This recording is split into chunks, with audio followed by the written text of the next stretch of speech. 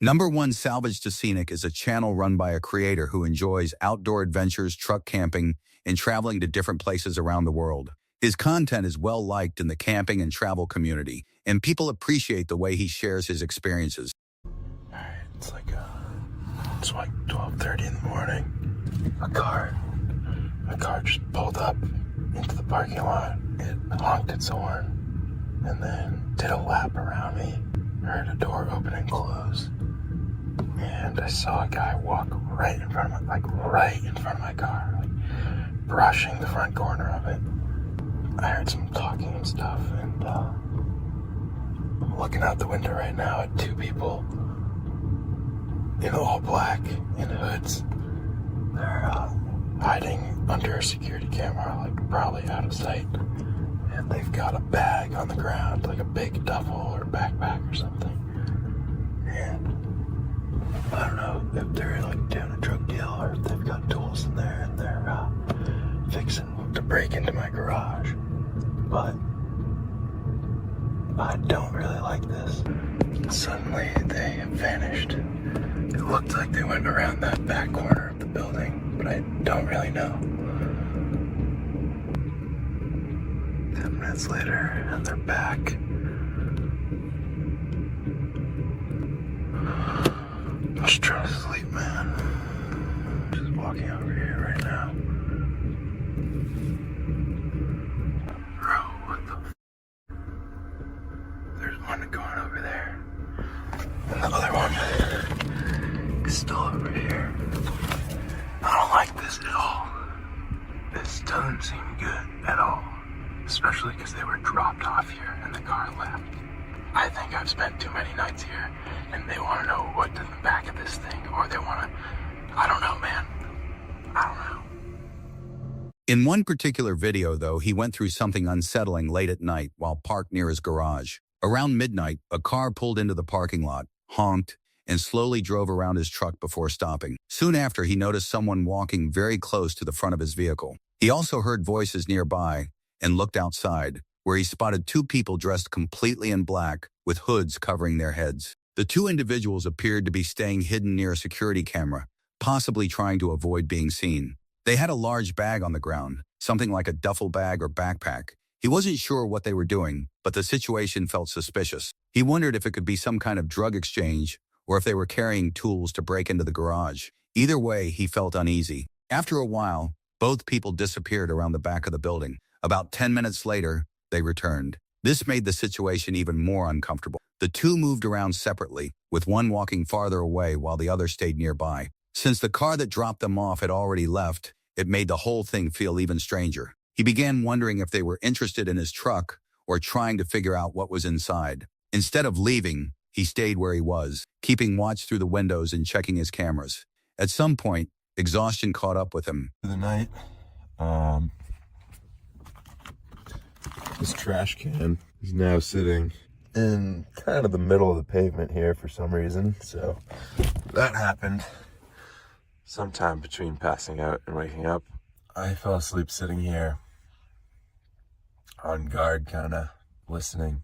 There was revving of engines, yelling and screaming. And I saw those 2 people doing sketchy stuff for like half an hour, and there was more screaming after that. So I decided to put my windshield cover up, and I decided to put my keys in the ignition to get power to our digital rear view mirror. So I was able to swipe and have a view front and behind of the truck, and fell asleep watching that, keeping guard. And fortunately, I killed the truck battery completely. So hopefully we're able to jump it with our jump pad. And he fell asleep. When morning came, he noticed that a trash can had been moved into the middle of the pavement for no clear reason. Throughout the night, he had heard engines revving, people yelling, and other strange activity. The 2 suspicious individuals had been lingering around for nearly half an hour, and the noise continued even after they were gone. To stay alert, he covered the windshield and used his truck's digital rearview system to monitor both the front and back of the vehicle. He eventually fell asleep while watching the camera feed, though doing so drained the truck's battery completely. Since he mentioned the 2 people were dropped off, one possibility is that they were simply looking for help getting to a nearby town. Another possibility is that they were planning a break-in but hesitated because they weren't sure if someone was inside. Their behavior was definitely suspicious, especially with how long they stayed around the garage while trying to keep themselves hidden. What stands out most is that he chose to stay there and sleep instead of leaving. Personally, that doesn't seem like the safest choice. When you notice a possible threat nearby, moving away is usually the smarter option. If those people were planning to break into the garage, they could have eventually turned their attention to the truck as well. Still, he may have stayed because it was his garage and he wanted to keep an eye on it. Whatever the reason, it is definitely a disturbing experience and not something anyone would want to deal with while sleeping alone in a vehicle. Number 2, Tate is known for sharing his fishing trips online, traveling to different spots, and showing both the good and bad sides of spending time outdoors. During this particular trip, he and a friend returned to a creek they had visited before, where they once had a strange but harmless encounter with a man carrying a machete. They never expected to see him again. The day started off peacefully. They arrived at the creek, unpacked their fishing gear, and began enjoying the area like usual. Before long, however, they noticed a man standing across the water, quietly watching them from the opposite bank. At first, they were unsure if it was the same person from before. As they moved closer, our buddy coming out there here, the guy that was wielding the machete we talked about in the last video, I believe. Huh? No, I don't see him. He's here. He's down there? Yeah. Okay. Well, we're making our way to him. How's it going, buddy? Some more nice little holes down in here.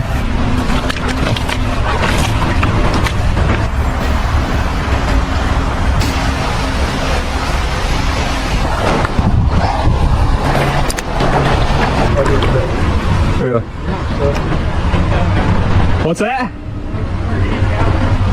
As far as I need to go? Something wrong? What's that?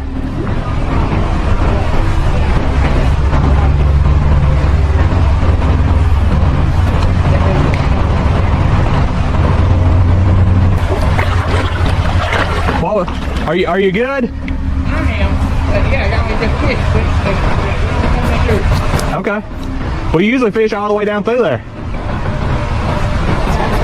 Why not?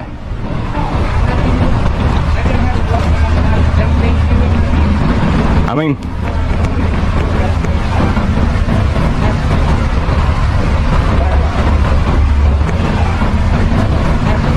they realized it was indeed the same man they had encountered during their previous visit. Wanting to avoid conflict, they approached calmly and tried to keep the interaction friendly. At first, nothing seemed too alarming, but the situation quickly became uncomfortable when the man warned them not to go any farther, claiming that the area belonged to him. He acted as if he had authority over the land and made it clear that he did not want them moving deeper into the creek. Trying to keep things peaceful, Tate and his friend spoke with him and asked what he meant. The longer the conversation continued, the more confusing his explanations became. He insisted the land was his and pointed to strange markings carved into nearby rocks as evidence. According to him, the markings proved something important about the area. He spoke about ancient history, hidden discoveries, and things buried nearby, suggesting the place held secrets that most people did not understand. He also claimed to have discovered valuable things there long ago. Although his words were hard to follow, it became clear that he strongly believed what he was saying. Tate and his friend repeatedly explained that they were only there to fish and had no interest in taking anything from the area.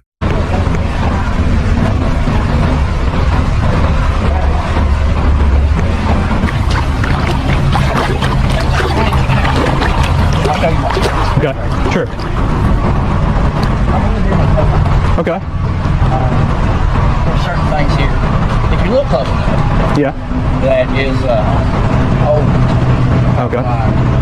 Probably before Roman Empire. Okay. You're not going to find this in like fancy jewelry or anything like that. It's just a name. Okay. Etched in the rock. Okay.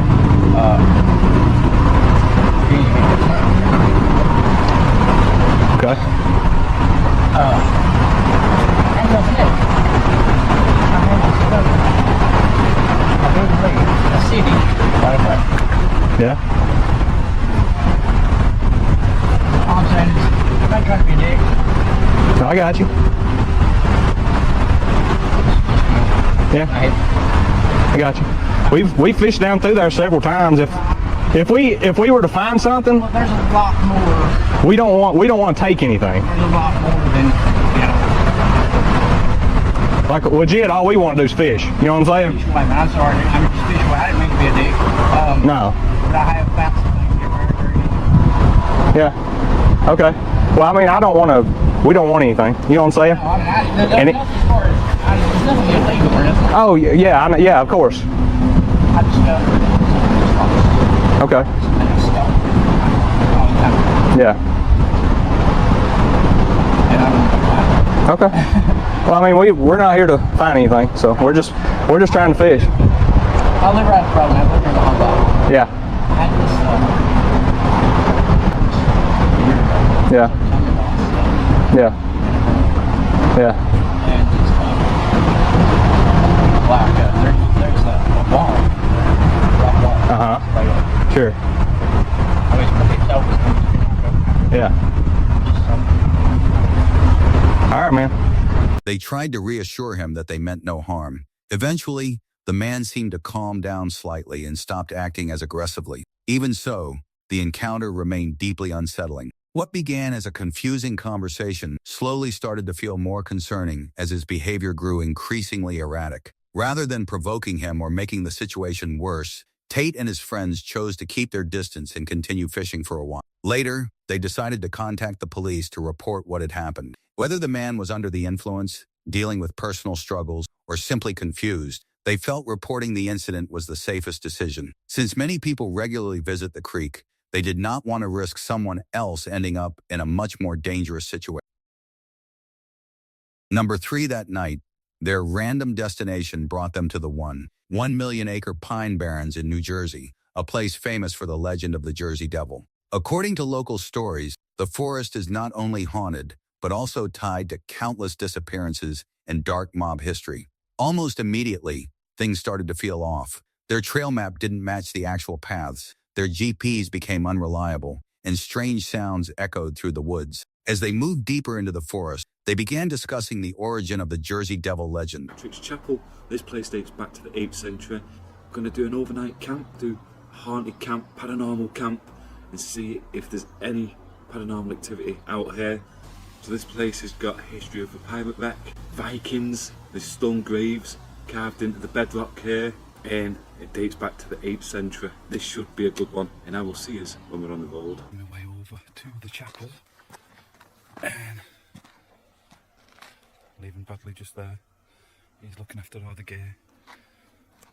But this is an interesting walk to get there. Oh, you can hear the ocean as well. But the good thing is, they've gone.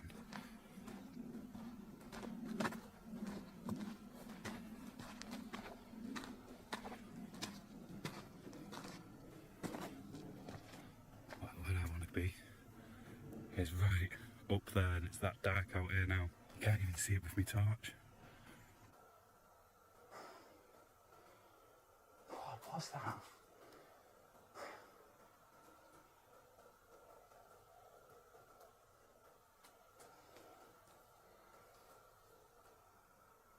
That was loud. Yeah, that gave me a sweat on. Right, let's try and read this. Hello?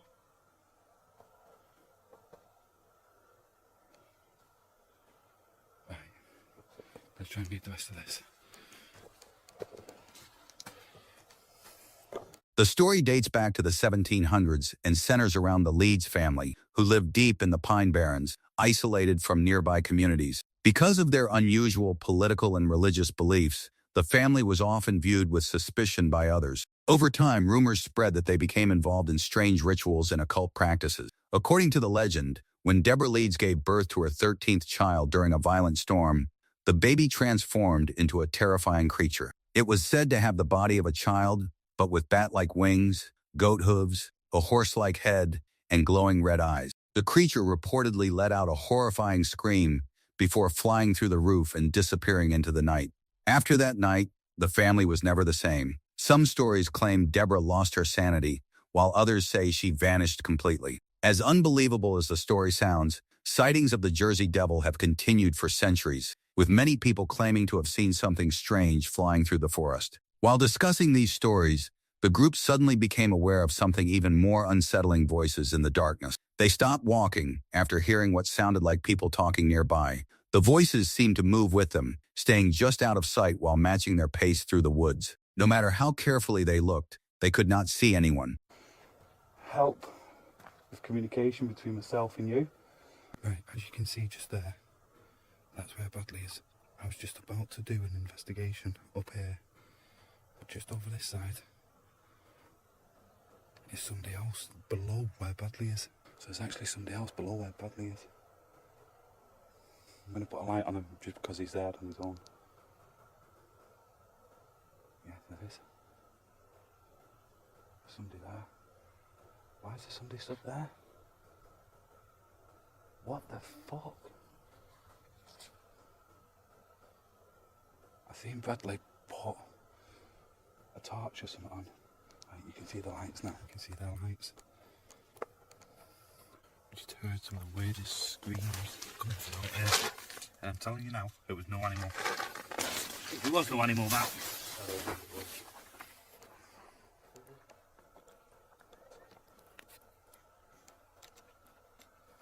I say it was coming from over there. Just have to watch because of the edge. It's still a bit on the edge. It sounded like a monkey or something. That's how weird it was. There's nobody down there. Oh, the wires coming away. That? Sounds like a monkey. It's probably some bird. Some weird noises. Right, let's try and get some sleep. But when we were in the tent... No, there's someone up there. There is. Where? There. So there is. Right, see if you do it again. As if that wasn't enough, the forest itself seemed hostile. Large insects swarmed around them whenever they stopped moving. They also talked about how the Pine Barrens has long been rumored to serve as a dumping ground for organized crime groups from New York and Philadelphia. According to local lore, bodies and evidence were brought there because the dense wilderness made discovery unlikely. The area is also known for dangerous wildlife, including rattlesnakes and biting insects like chiggers hidden in thick brush. Things became even stranger when they turned on a spirit communication device. At first, the device gave random names and unclear responses. Then, it suddenly produced a direct message telling them to leave. The voice was sharp, clear, and impossible to ignore. Not long after, they noticed odd objects around them, including an old rusted bicycle that appeared abandoned in the woods. They worried that distractions like this might pull them off the trail and leave them lost in the darkness. Nearby, they discovered what looked like a ritual site, making the atmosphere even more disturbing. The spirit device became increasingly active, rapidly cycling through names while reacting to unseen energy around them. We'll do a little bit of a spirit talker session, because that's what we were going to do up at the chapel.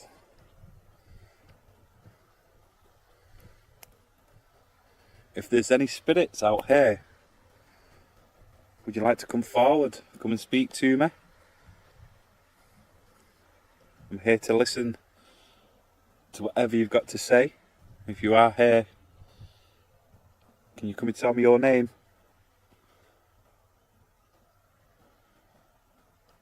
You might not be familiar with the device in my hand. I've been here 200 years. I've been here 200 years. If you've been here 200 years, can you tell me who you are, please? I'm just here to speak to you. At one point, the device entered a red alert state, which suggested physical interaction or direct contact. Whatever was happening clearly frightened them, and they repeatedly tried to calm the situation. Then something happened that changed the entire mood. A heavy, deliberate stomp hit the ground right beside them, kicking up sand and loose dirt. It did not sound like an ordinary footstep. It felt intentional, as if something unseen wanted them to know it was standing nearby. Soon after, they began hearing movement all around them. The sounds came from multiple directions, making it feel as though they were surrounded. Realizing the danger, they decided to finish a cleansing ritual and leave as quickly as possible. As they completed the ritual, a large pack of coyotes, or possibly coy wolves, started howling from all around them. The howls overlapped from several directions at once, trapping them in a circle of sound and total darkness. Then, just as suddenly as it started, everything stopped. Nice and bright already, isn't it? This is where we stayed for the night. Just there.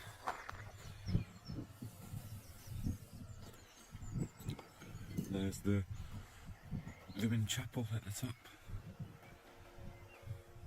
Right, so that's just come to an end to the video.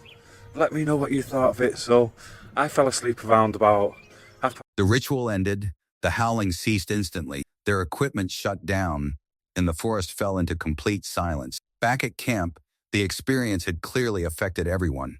One investigator felt physically sick, claiming the negative energy made him nauseous. Another admitted he felt strangely pressured to leave the ritual unfinished, almost as if something was influencing his thoughts. Even after everything they experienced, one member stayed alone in the woods for a solo lockdown session before the group packed up and drove deeper into the Pine Barrens. Despite losing their trail map, confidence, and sense of safety, they continued pushing forward. Later, the story shifts to another eerie encounter. A lone explorer sat in a canoe at midnight, listening through headphones for wildlife sounds, when a terrifying scream suddenly came from the branches above him. In another moment, while standing alone near a remote creek at dawn, he felt something watching him.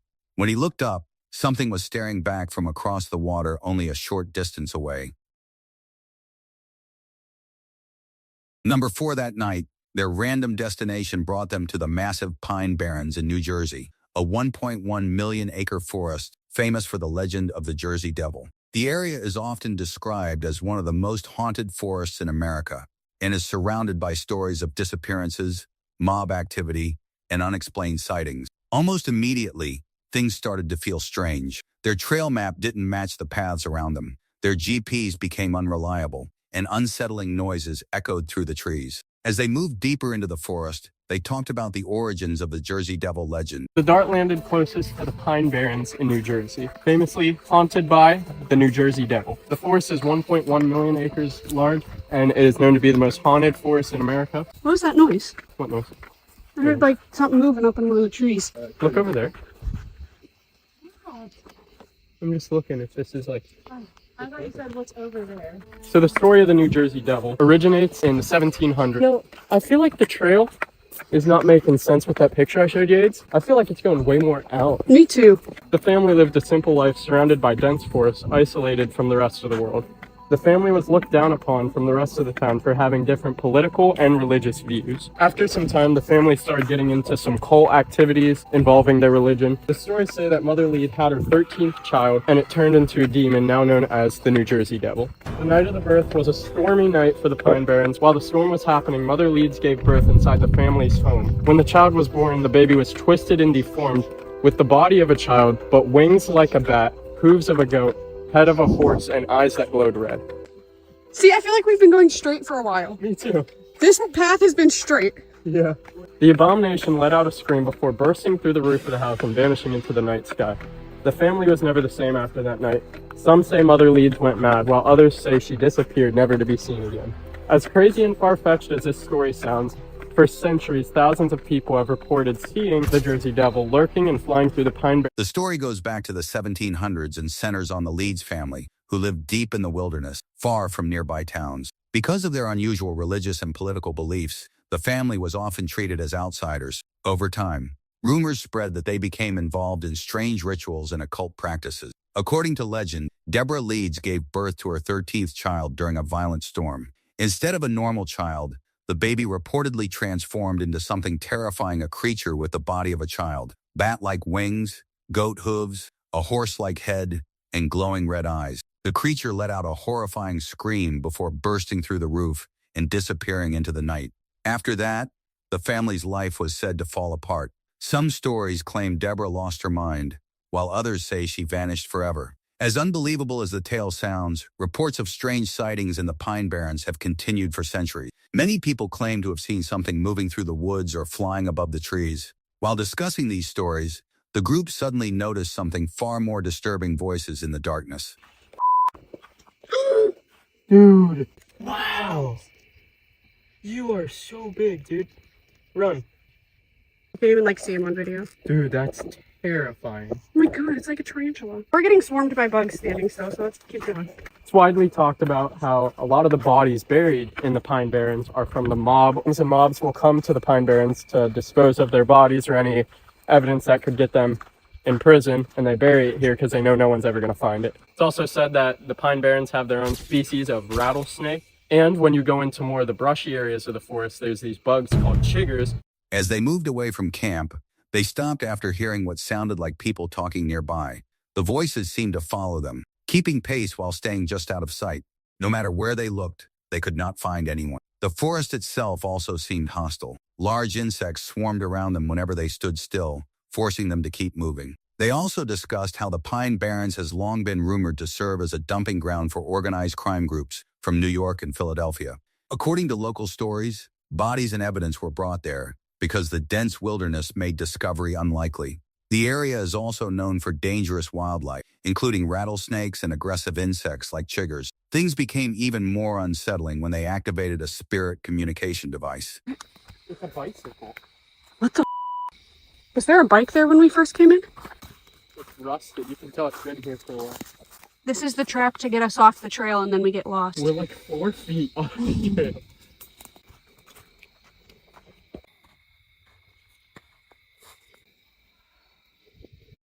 On a scale of 1 to 10, how much do you believe in ghosts? I would say like a 9 or a 10. Really? No, not like a 9 or a 10, like a 7 or 8. I'm red. Can you make that stop? Oh my god. It's being, that means it's physically being touched. Yeah. When it blinks red like that.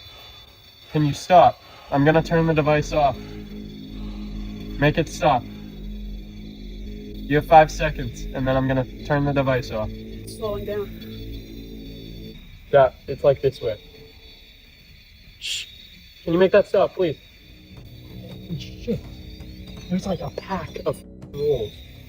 I say we wrap this up, like finish the ritual.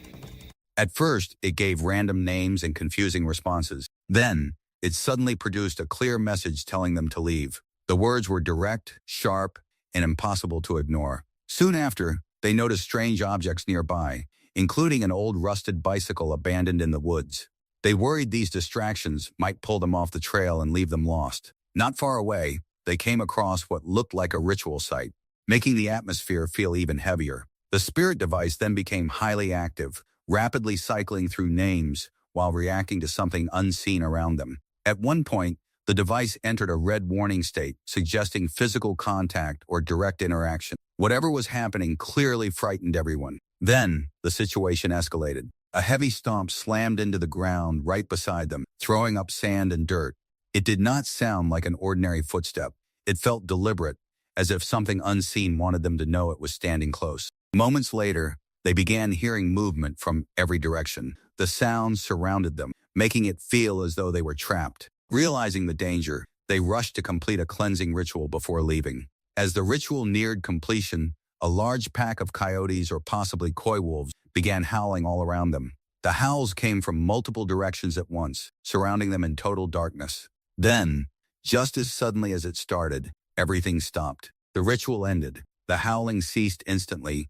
Their equipment shut down, and the forest fell silent. Back at camp, the experience had clearly shaken everyone. One investigator became physically sick, claiming the negative energy made him nauseous. Another admitted he felt strangely compelled to leave the ritual unfinished, as if something was influencing his thoughts. Even after everything, one member stayed behind for a solo lockdown session before the group packed up and drove deeper into the Pine Barrens. Despite losing their map, confidence, and sense of safety, they kept going. Later, the story shifts to another chilling encounter. A lone explorer sat in a canoe at midnight, listening for wildlife sounds through headphones, when a terrifying scream suddenly came from the branches directly above him. In another moment, while standing alone beside a remote creek at dawn, he felt something watching him. When he looked up, something was staring back from across the water only a short distance away.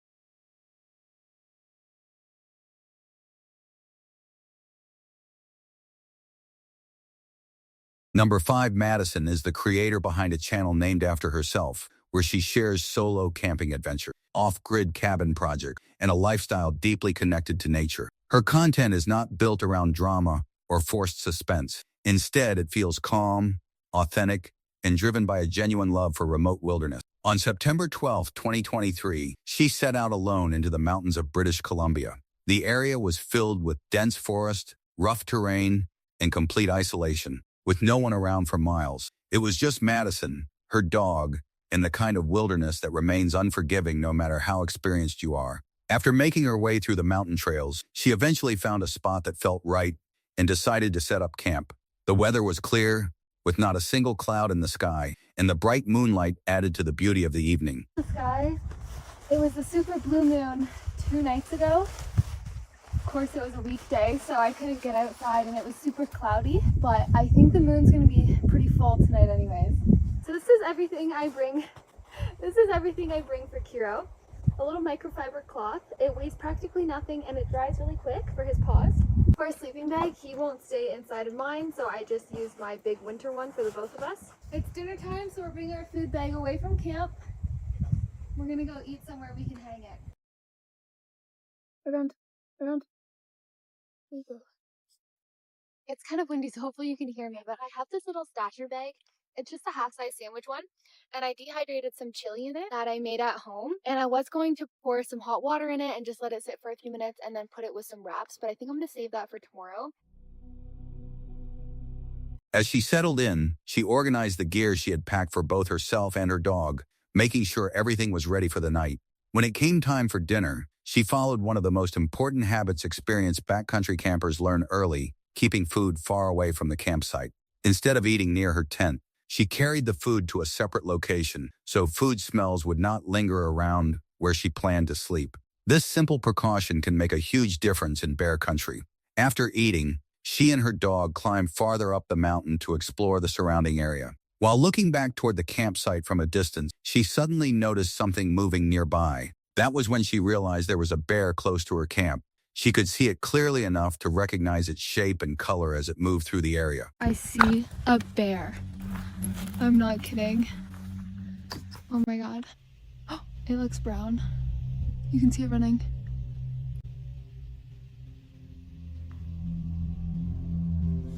So I've never seen a bear before going to sleep in the backcountry. I've only ever seen one from my car. So it should be a fun night's sleep. Might have to take a melatonin. But our food is away from our tent. That's why we ate away from our tent. And I'm glad we explored the other side of the hill, not the one that he was on. But I do have my bear spray, always strapped to my waist. First bear sighting while I'm in a tent. The sight immediately changed the mood of the trip. Until that moment, she had never experienced seeing a bear while camping alone in the backcountry. Her only previous bear sightings had been from the safety of a car, making this encounter far more intense. Even though the situation was unsettling, she remained surprisingly calm. She reminded herself that her food had been stored away from the tent, which greatly reduced the chances of attracting the animal. She was also carrying bear spray, securely attached to her waist as an essential safety measure. What Madison may not have fully realized at that moment was just how important that earlier decision had been. If she had stayed near the tent while eating, food odors could have built up around her sleeping area and made the tent far more attractive to the bear. By moving the food away before eating, she unknowingly removed the strongest reason for the bear to approach her directly. That one safety habit, something she likely did out of routine and experience, may have been the exact reason the encounter remained at a safe distance instead of turning into something much more dangerous. This moment serves as a strong reminder of how important small precautions can be in the wilderness. In remote places, good habits and preparation can make the difference between a frightening encounter and a life-threatening one. Number 6. Stephanie is not someone who uses social media for attention or fame. She mostly shares occasional posts about her vacations, daily life, and personal moments. But one of her videos stood out as especially unsettling, mainly because of how quickly an ordinary day turned into something dangerous and completely unpredictable. She was visiting Gatlinburg and enjoying a ride on an alpine coaster, simply having fun and taking in the experience. Everything seemed normal until she suddenly noticed something directly ahead on the track.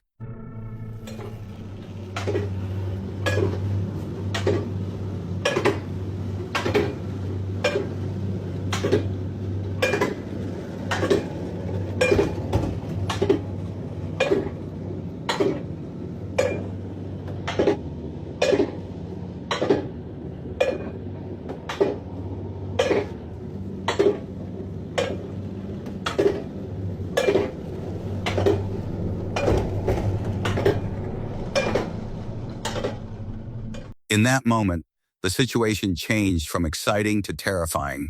What made it even worse was that she had almost no control over what happened next. She could not stop the cart or fully control its speed, which meant she was slowly being carried straight toward the danger, with no real way to avoid it. Right in front of her were bears near the track. Realizing how serious the situation was, Stephanie made the smart decision to stay completely quiet. She did not want to make sudden movements or loud noises that might startle the animals. That alone must have been incredibly frightening. Being forced to move closer and closer to an animal powerful enough to seriously harm you while having no escape is the kind of fear few people ever want to experience. The worst part was the helplessness. She could only sit there and wait, hoping nothing triggered a reaction. Every second must have felt much longer, knowing things could go wrong at any moment. Thankfully, the bears showed no aggression. After a while, they calmly moved away and disappeared back into the woods. The danger passed without anyone getting hurt. Even so, an experience like that is not something you forget easily. Moments where you come that close to wild animals tend to stay with you for a long time. It also raises serious questions about safety on rides like that, especially in areas known for wildlife activity. Hopefully, the operators have proper safety procedures in place for situations like this. In places where bear encounters are possible, having emergency precautions could make a huge difference if something ever goes wrong. Number 7. Rachel and Tommy are the couple behind a van life YouTube channel where they share impressive footage from their camping adventures in remote places across the country. Their content often features beautiful landscapes, off-grid camping, and the challenges that come with exploring isolated areas. In January 2022, they uploaded a video from a trip where they parked their van in a very remote location near a ridge. After setting up, Tommy and Rachel left the van to explore the surrounding area on foot. Can y'all hear this? Can you hear this?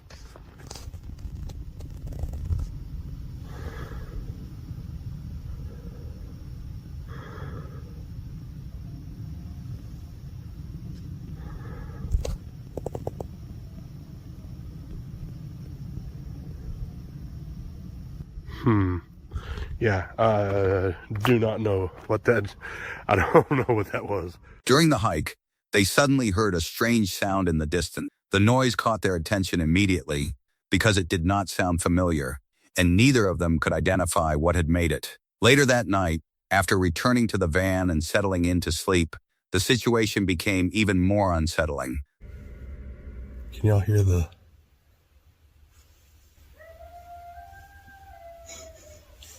Well, they are getting it, aren't they? Yeah.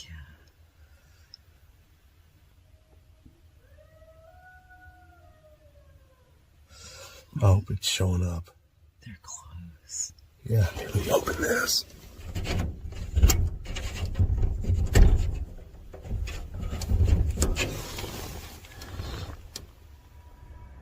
They heard another disturbing sound near the van, making the earlier encounter feel much more concerning. One possible explanation is that the noise came from wildlife such as a coyote or a fox, both of which can make eerie calls that sound almost human. However, the sound they heard earlier felt different. It resembled more of a scream than a typical animal call, which is what made the experience especially frightening. In 2017, he experienced one of the most disturbing nights of his life while camping alone. After arriving late in the evening, he quickly settled into camp. He had even spent the previous few weeks building a small, semi-permanent shelter to make the stay easier. At first, everything seemed normal, but before long, the atmosphere around him began to feel deeply unsettling. This time I'm in the spooky forest on my own. And to be honest with you, I'm not really looking forward to it. It's already getting dark. There's been a lot of things going on with this place, you know, that people are saying things and I either believe it or you don't believe it, but people are saying things. And I thought, well, I can't be a chicken. You know, I've got to get over this kind of phobia of coming camping on my own in certain places. You know, and what a better place to test me nerves, to come back to the spooky forest, somewhere in remote Northumberland. I'm kind of apprehensive, to be honest with you, coming here on my own. But like I say, it's something I've wanted to do for a while. And as you can see, my camp's already made up. I've been coming the last couple of weeks, just sort of building a semi-permanent shelter. The forest suddenly became completely silent. There was no wind moving through the trees, no birds calling, and no signs of wildlife anywhere around him. The silence was so complete that it left him feeling exposed and vulnerable. Tonight it is forecast to rain, but just a light shower. So I brought the field recorder, listened to the sounds of the forest. And one of the reasons why I wanted to come on my own for a while, I do come camping with our friends, but the problem is when we do like research, like recording and stuff like that, I review the audio the next day and there's noises, there's cracks and breaks, and I'm thinking, was that something, or was that just back at camp? Was that one of the guys breaking a stick? And I thought, well, why not just do a couple of wild camps on my own? You know, if there's any sounds or strange activity there, I know it's me. It can't be anybody else because I'm in the middle of nowhere. I'm basically miles from anywhere really. There is a village further down, but it's a very small village. Nobody comes in here after dark. Nobody crazy like me. And now it's getting dark, like, and a bit hard to film, but just let it go for a wander, as you do in the dark. One reason he chose to camp alone was to eliminate any doubt about strange sounds. When camping with friends, it is easy to question whether a noise came from another person nearby.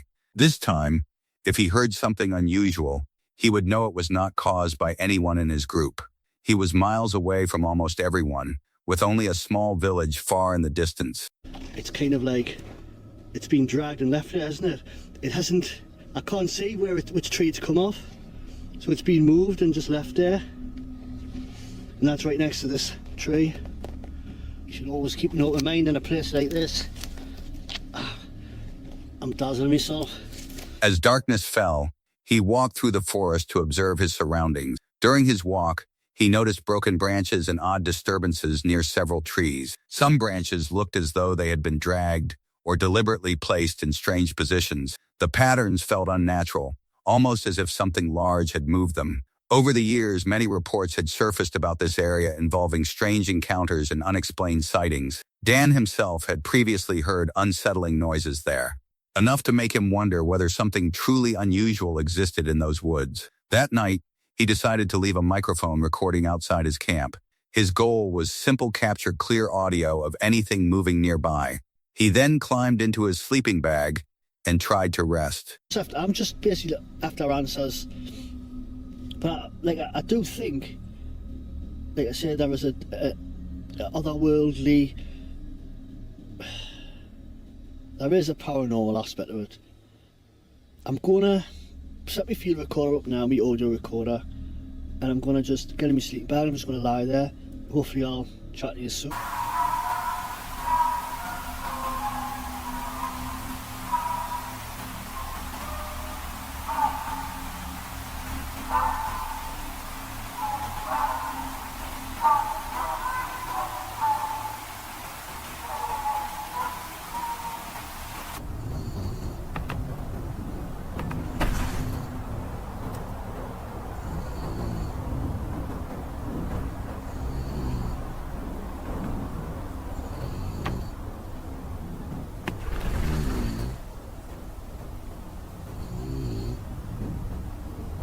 During the night, the recorder picked up strange sounds moving around the campsite.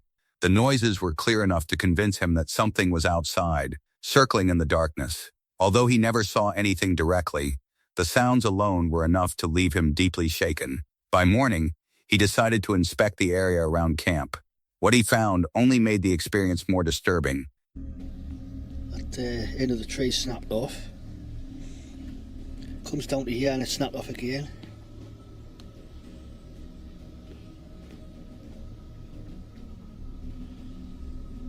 I can see where that's come off up there, about 30 foot up, like.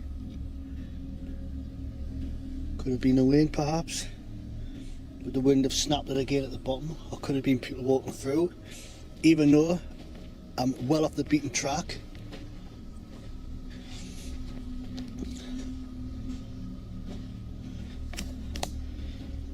I mean, that could have been something.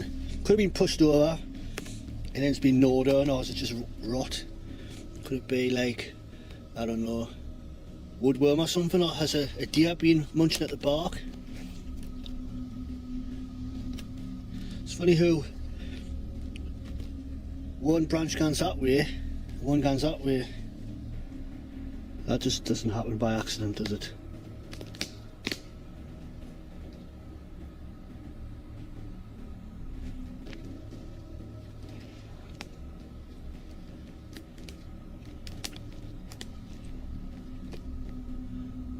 Both broken at the base.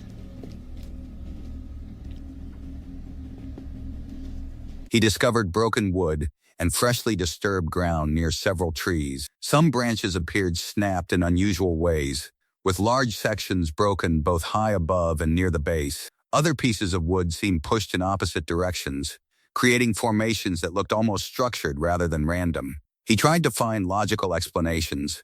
Maybe strong wind had caused the damage. Perhaps animals such as deer had rubbed against the bark or moved through the area. Rot, insects, or natural decay could also explain some of it. Still, certain details did not feel natural to him. Several broken branches looked arranged in ways that seemed deliberate, almost like crude structures built in the forest.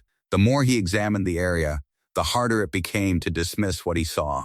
For Dan, the evidence only strengthened the fear that something very real had been moving around his camp during the night. Whether it was an animal, a person, or something he could not explain, the experience left him convinced he had not truly been alone in those woods. Number 9, Exploring with Angelo is a channel run by Angelo, a creator known for visiting abandoned and haunted locations. In one of his most unsettling trips, he returned to the remote mountains of Japan to revisit the Nichitsu ghost town, an abandoned mining village with a long and eerie history. The village dates back roughly 400 years and was once a busy mining community.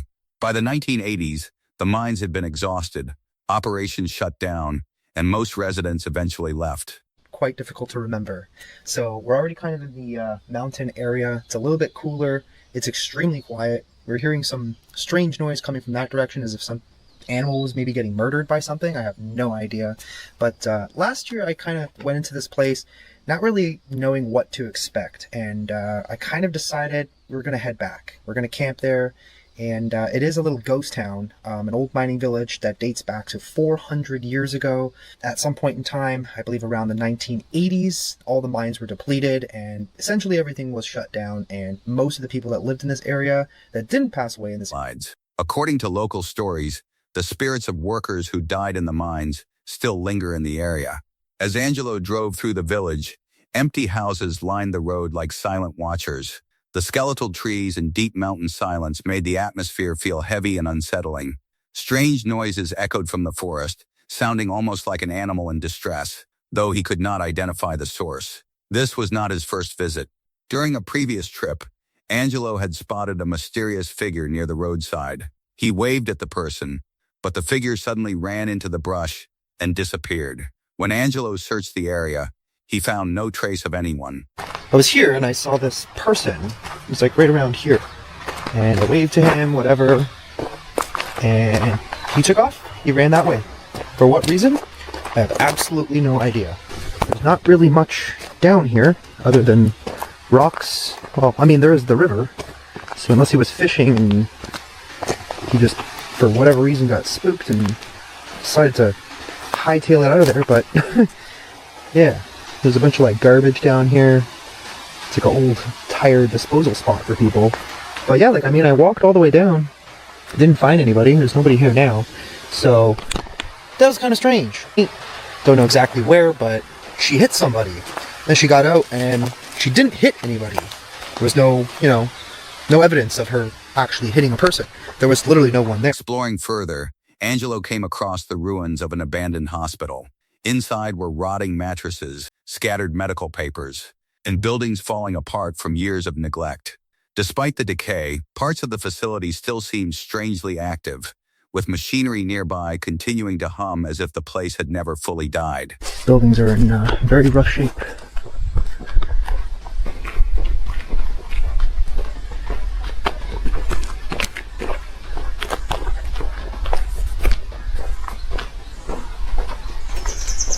You gotta wear your helmet. And a mask. Yeah.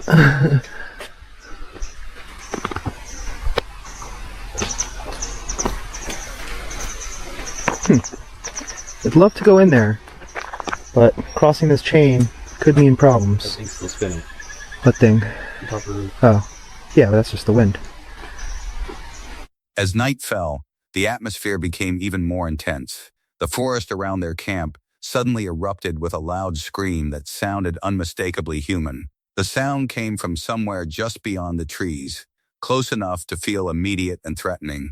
Angelo called out into the darkness, hoping for a response, but heard nothing except the rushing river nearby. Sounded like a scream, or somebody shouted or something. That was weird. Nothing?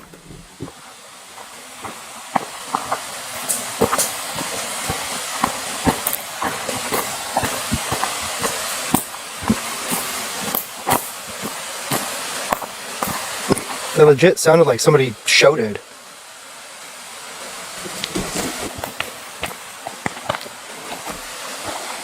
Sound that far from the No, it legit sounded like it was like right back here. Hello?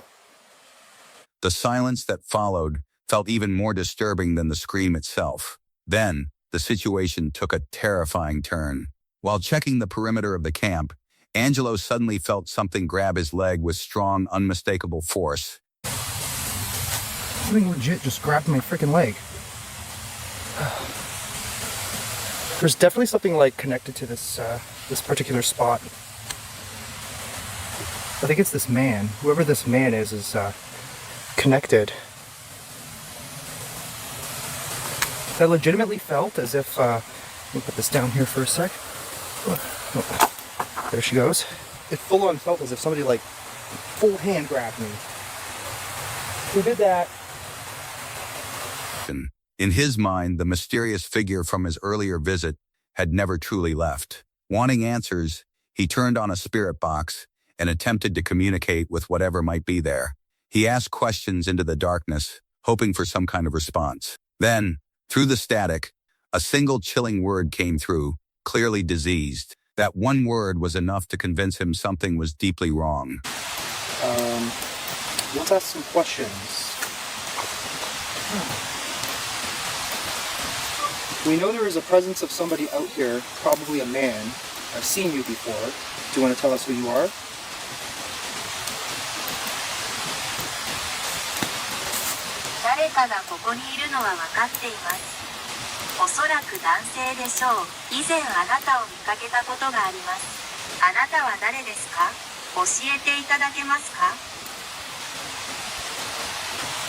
You can answer on this. Whether paranormal or not, the entire experience felt overwhelmingly disturbing. Realizing the danger, Angelo packed his gear and left the mountain before spending any more time there. Whatever he encountered in that abandoned village, it was something he clearly did not want to face again. Number 10, Barracks Wrexham Brothers Wild, is a UK-based channel that combines wild camping, bushcraft, and overnight ghost hunting in eerie, active locations. During one of their most unsettling investigations, both hosts immediately noticed a heavy and persistent feeling of being watched. Nothing unusual had happened yet, but the atmosphere in the woods already felt deeply wrong. Hey, do you hear the woman's voice? It's over there. Shh.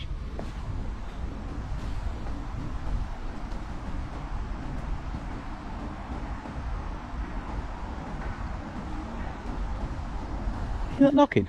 Yeah. You hear that? Not so bad. No, stop. Oh, yeah. Why is it getting closer?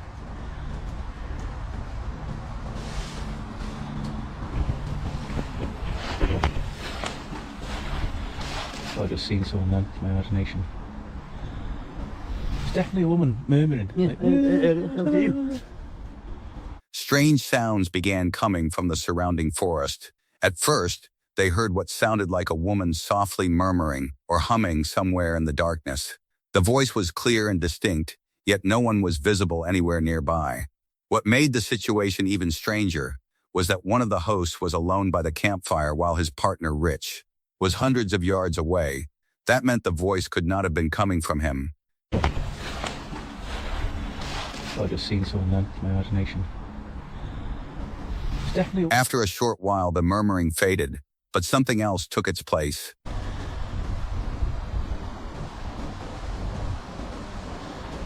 No one's there, mate. Where your tent is now, I heard it coming from there. Right next to your tent. Hold your tent down.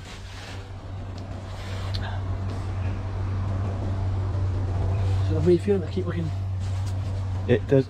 I just said to Rich, he said he keeps looking around. I said, look at the last video. I was doing exactly the same thing. Like you're being watched. It does feel like you're being watched here. Really. Knocking sounds began echoing through the woods. At first, the sounds could have been dismissed as natural forest noise, but they quickly became louder and more unsettling. Soon after, they began hearing what sounded like multiple voices, almost like two people having a conversation somewhere in the darkness. Yet despite carefully searching the area, they found no one. The feeling of being watched only grew stronger, leaving both men increasingly uneasy. As night fully settled in, they decided to challenge whatever might be out there by asking it to make itself known. The response was immediate and chilling.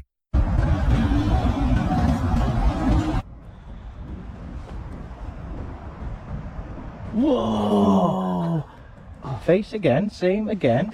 Face, space, glove, wall load will non-fault. It's trying to say something, isn't it? Yeah, definitely. Can you make that ball go off again? The cat ball by the tent. You just made it move, made it flash.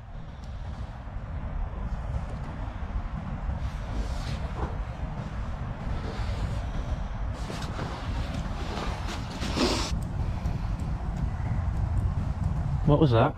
That's a scream. That's a scream. Yeah, definitely a scream. Oh! A heavy series of knocks suddenly struck a nearby tree, loud and unmistakable. It felt almost like a direct answer to their request. Around the same time, one of their devices, a motion-sensitive cat ball placed near the tent, activated on its own and began flashing without any visible cause. The paranormal equipment became more active as the night went on. Their EMF meters started reacting strongly, flickering into the red. Then a terrifying scream echoed through the forest. I just seen something move over there, Rich. Is that you over there? What is that? Anyone there?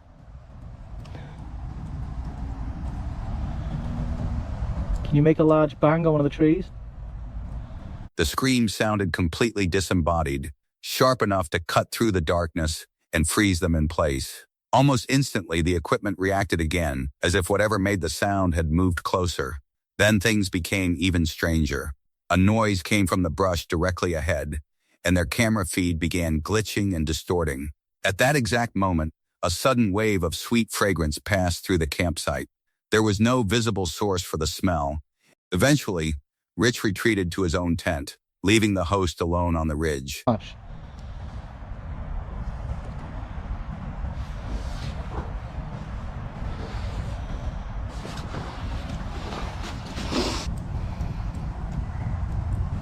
What was that? As the temperature dropped to around 6°C, the activity slowly began to calm down. Despite everything that had happened, he stayed and did not leave. On May 9th, 2024, YouTuber Jasko entered a forest surrounded by disturbing local legends. We're going to be camping inside of this terrifying and haunted forest. The things that happen in here are so downright terrifying. There's a lot of folklore and dark secrets that surround this forest. In particular, this trail right here is one of the most well-known areas of this forest. The reason for that is people have reported hearing voices, familiar voices coming from down this trail. And they're like, well, what the hell's mom doing down the trail? Like, let me go figure it out. Not thinking in their heads like, that was really weirdly on time. That was a voice. According to people living nearby, travelers sometimes hear the voices of loved ones calling out from deep within the woods, luring them farther into the brush. At first, he explored alone, but it did not stay that way for long. Jasko later returned with his friend Ben to investigate one of the forest's most unsettling locations, known as the Ritual Tree. The area carried a deeply disturbing atmosphere. Clothes, jackets, and even shoes hung from the branches, creating a scene that looked almost like trophies left behind. They have not made it out. There's actually a tree right around this bend down the trail where there are tons of personal belongings scattered all over the place. There's shirts, jackets hanging from the tree branches, and people believe these are the personal belongings of some of the people who've never made it out of this forest. It's such a unsettling feeling being in this area, but locals believe these belongings may have belonged to people who entered the forest and never came back. The deeper they went, the heavier the tension became. The silence of the forest felt unnatural, broken only by strange sounds from the darkness. Using a spirit box, they began receiving responses. Names like Catherine and Brian came through clearly. Then, something even more disturbing happened. A sharp human whistle echoed through the woods. okay, I just heard a whistle not too long ago.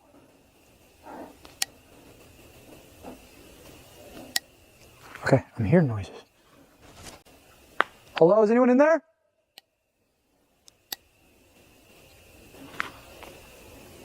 Hello?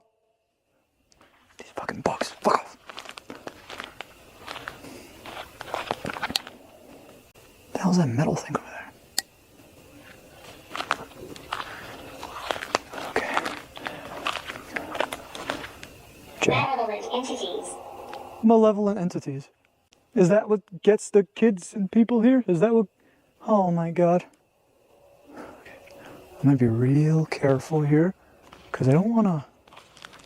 The sound felt far too deliberate to be an animal, and it seemed to be coming from somewhere nearby. Both men immediately became alert as strange noises continued around them.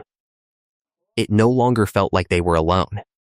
Whatever was out there seemed to be moving around them, circling their position while staying hidden in the darkness. As the investigation continued, the spirit box produced disturbing phrases suggesting the presence of something dangerous.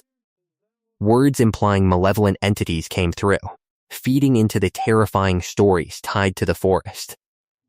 The idea that something sinister could be responsible for disappearances there suddenly felt much more real. Things escalated when a black truck appeared on the narrow dirt roads. What started as a sighting quickly turned into something far more threatening.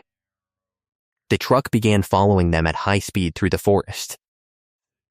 The driver appeared intensely focused, staring directly at them with an unnerving fixation, tracking every movement they made. The narrow roads left very little room to escape, turning the situation into a terrifying pursuit. Moment of truth, Ben. Moment of truth. Did you pick... I'm speeding up and they're just fucking flying as well. Alright, left it is. Here we go. Damn it, Ben. We're not going to the casino. We're not going to the casino. Okay, so I'm going to put my phone down now. And we're going to try to figure something out. But just wanted to update you guys. Luckily, Ben is here with me. Okay. I'm here to collect tickets. Yeah. As fear grew, the spirit box revealed another name, Leon. This was different from the earlier responses. The entity seemed to suggest Leon was not a spirit, but an actual living person. That idea sent a chill through them. Responsible for this? That's the man, right? The man. Oh my fucking goodness gracious. I said yes and I'm gonna help. He's here. Leon's here right now? Yes, okay. Is he among the living or the dead?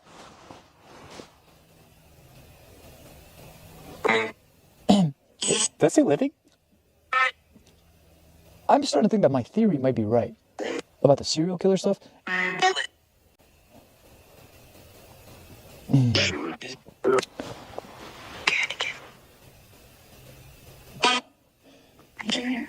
He's right here. That was the same voice as earlier too, the quiet whisper voice. A frightening theory began forming in their minds. Someone could be hiding in these woods, watching and hunting anyone who entered. Soon after, they noticed something ahead on the road. Headlights flickered in the distance, partially hidden by a dip in the terrain. For a brief moment, everything felt still. Is this a bad idea? It might be. Like, I mean, if there's a road, I could always drive there too. I mean, yeah. Right? Yeah. Man. Well, I mean, what's the worst that could happen, right? Yeah, true. Oh, shit! Oh, okay. Go, go, go, go, go, go, go! Okay. Oh, Ben, lights! Lights! Go, go, go, go, go, go, go, go, go! Then the truck suddenly roared to life. In an instant, panic took over. Realizing they could be trapped, both men rushed toward their vehicle as fast as they could.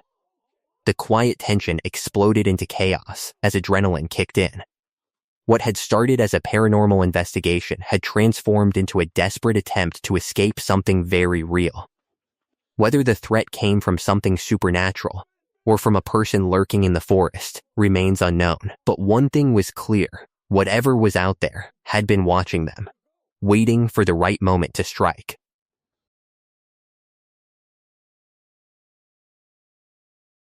Great Smoky Mountains National Park may look peaceful on a warm summer afternoon. The trails are well maintained, the forest is lush and green, and hikers pass by with trekking poles and bear bells. But the line between a relaxing outdoor trip and a life-threatening situation can be incredibly thin, sometimes only a few feet, and one wrong encounter apart. The second video of the night comes from Metro on the Move, a backpacking channel run by Andy Metro from Atlanta. Andy is known for documenting long-distance hikes, reviewing ultralight gear, and sharing practical survival tips for the backcountry. He is the kind of person who can spend 20 minutes talking about tent stakes and still keep it interesting. During one hike, the camera captured a terrifying moment. Look, dude, there's a bear, dude. Right there. Right there. You see it? You see the bear? Whoa, he's staring at us too, man. I don't know if you guys can see that on the GoPro. He's looking up. He ain't scared. He wants to cross. He does, but he just saw the other people go by. He's not big either. No, that means the mama's somewhere around here. Oh, there he goes. Oh, decent size for a cub though. I don't know if that's a cub. Yeah, that's a cub. Holy cow. Hey bear. Hey bear. Hey bear. Up ahead, something large moved in the brush beside the trail. At first, they froze. The shape froze too. It was a bear. What made the situation so unsettling was the bear's behavior. It did not run or panic like wild bears usually do when they detect humans nearby. Instead, it stood there calmly, watching them without fear. That alone felt wrong. Most bears avoid people whenever possible, especially on busy trails inside a national park. Andy quickly realized this was not normal behavior. The bear seemed focused, almost as if it had somewhere important to go, and had no intention of moving until it was ready. Then, they noticed something even worse. It was a cub. That changed everything. If a cub is nearby, the mother usually is too, and that is when a bear encounter can become extremely dangerous. They immediately switched into survival mode, raising their voices and repeatedly making noise to announce their presence. They stayed calm, avoided sudden movements, and followed the standard safety rules: make noise, stay alert, and never run. Those simple rules sound easy until a bear cub is standing only 20 feet away, and the mother is nowhere in sight. They managed to get through the encounter safely, but the moment they realized it was a cub was likely the most terrifying part. The real danger was never the cub itself, it was the unseen mother that could have been watching from anywhere in the forest.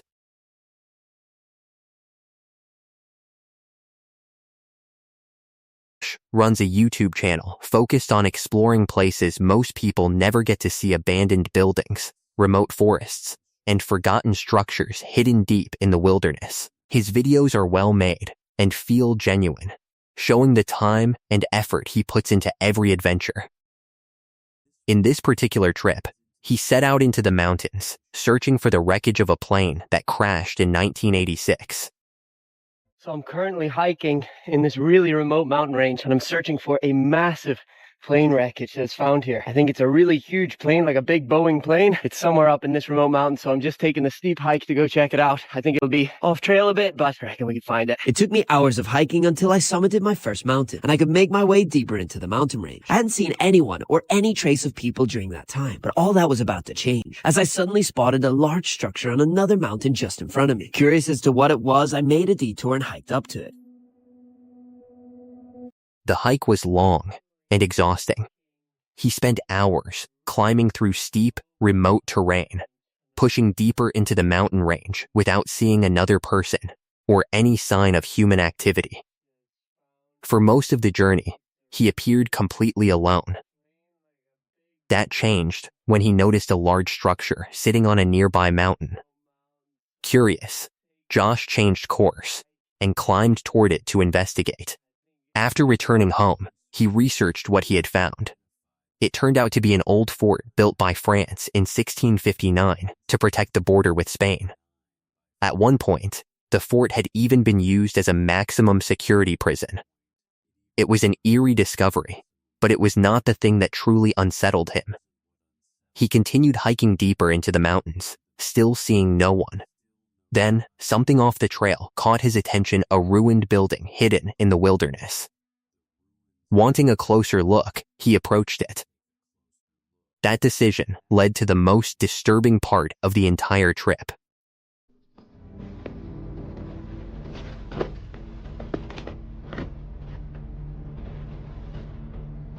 Someone definitely lives here. There's canned food. Someone definitely lives here. Maybe not all the time, but often enough, which is crazy, because this is really in ruins and in the middle of nowhere. Very creepy.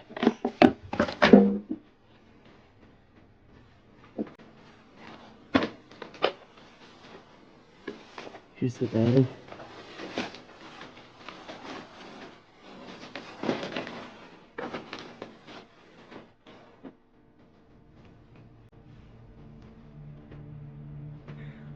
Okay, this is really creepy.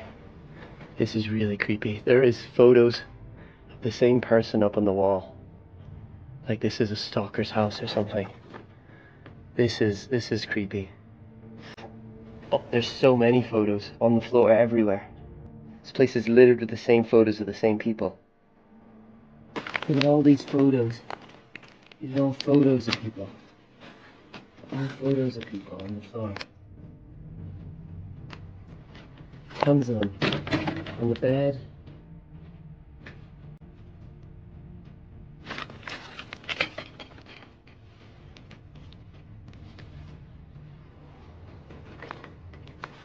I'm gonna get out of here. This is really creepy. I don't know why there's so many photos. Inside the structure, it became immediately clear that someone had been living there. At least part-time. There was canned food, a battery, and other signs of recent use. This was no ordinary abandoned ruin. Someone had been returning there regularly, despite the building being deep in the mountains and in terrible condition. Then Josh noticed something even more disturbing. Photographs were scattered everywhere.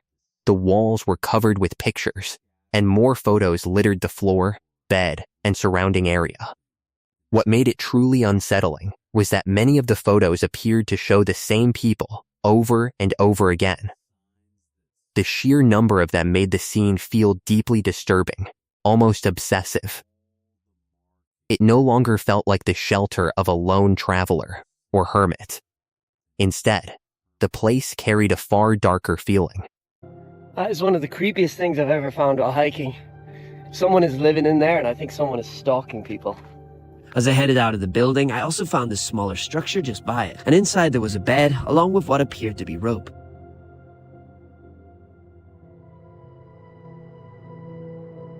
After leaving that house, I feel like I'm being watched. All of a sudden feels very quiet and eerie around here. There's something really strange going on in these mountains. Finding piles of photos of specific people inside a ruined building, combined with evidence that someone regularly stayed there, created a deeply unsettling picture. It suggested something much more sinister than simple isolation. As Josh left the building, he discovered a second, smaller structure nearby. Inside was a bed and what appeared to be rope. That detail made the situation even harder to ignore. The combination of a bed, rope, and hundreds of photographs fed into a disturbing possibility. Whoever had been living there might not have been simply watching people. There was a frightening possibility they had been bringing people there. After leaving the structures, Josh described an overwhelming feeling that he was being watched. The mountain suddenly felt unnaturally quiet. The silence around him no longer felt peaceful, it felt threatening. Something about the entire area felt deeply wrong. Trusting his instincts, he did not stay long. He continued on and eventually reached the plane wreck he had originally come to find. To give an update also on the location, now I am back in civilization. I have contacted the authorities. This was filmed a few months ago actually, so I contacted them. I sent them the location and photos of the area. I haven't heard anything back from them, so I'm not sure if there's been an investigation, but I've heard nothing more on that. But yeah, just so you know, I have contacted them, gave them all the information. But even after returning to safety, the disturbing discovery stayed with him. Once back in civilization, Josh contacted local authorities and gave them the exact location along with photographs of everything he had found. The footage had actually been recorded months earlier, and he made it clear that he reported all of it. However, he never received any update. He admitted he wanted to believe there was a harmless explanation. Maybe the photos were simply of family members or friends, and nothing sinister was happening at all. But that explanation becomes difficult to accept when every detail points towards something far more disturbing. Perhaps authorities searched the area and found nothing unusual. Or perhaps they found something and chose not to release that information. Either way, what was really happening in those mountains remains a mystery.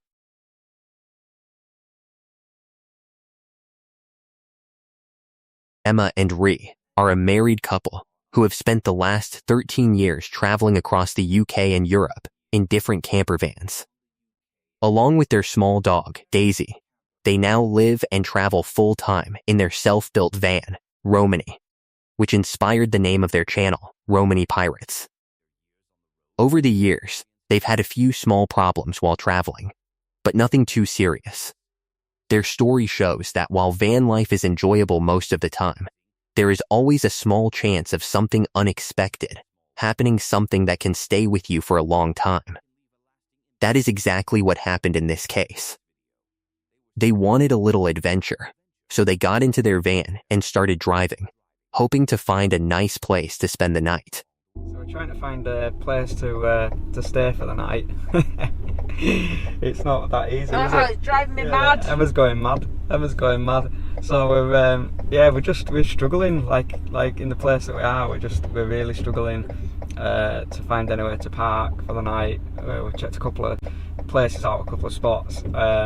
This is another kind of one of those realities of van life.